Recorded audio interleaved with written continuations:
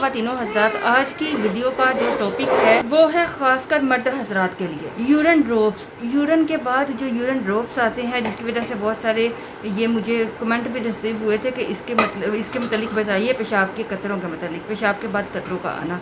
इसके लिए बेहद फ़ायदेमंद रेमेडी है। आपको जैसे बताएंगे वैसे इस्तेमाल कीजिएगा, इंशाल्लाह बहुत फ़ायदा होगा। क्योंकि यूरिन के बाद जब यूरिन ड्रॉप्स का मसला बनता है तो नापाकी का मसला होता है, नमाज़ पढ़ने में कोताही हो जाती है, तो नमाज़ पढ़ने में मुश्किल पेश आती है।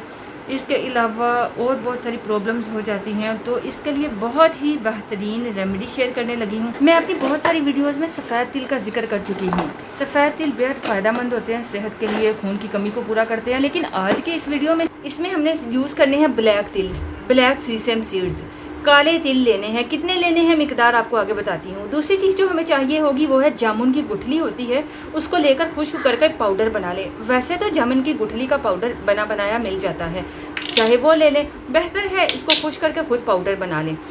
ये हो गई दूसरी चीज़। अब इन दोनों चीज़ों को आपने 25-25 ग्राम लेना है, हम वज़न लेना है। दोनों को पीसकर पाउडर बनाकर मिक्स करो। सुबह शाम 2 टाइम आपने इसका 1 चम्मच का आधा हिस्सा, मतलब छोटा चम्मच है तो आधा चम्मच आपने सुबह शाम पानी के साथ इस्तेमाल करना है।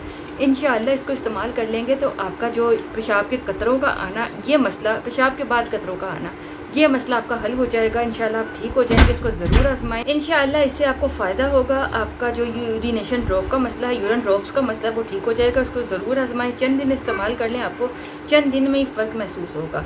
बहुत बेहतरीन रेमेडी है। अपना बहुत ख्याल रखिए, दुआ में याद रखिए। आपसे इजाज़त चाहूँगी। लास्ट में आपसे एक छोटी सी रिक्वेस्ट है, अगर आप हमारी वीडियोस को पहली बार देख रहे हैं, पहली बार सुन रहे हैं, तो अनम होम रेमेडी को सब्सक्राइब कर लीजिए।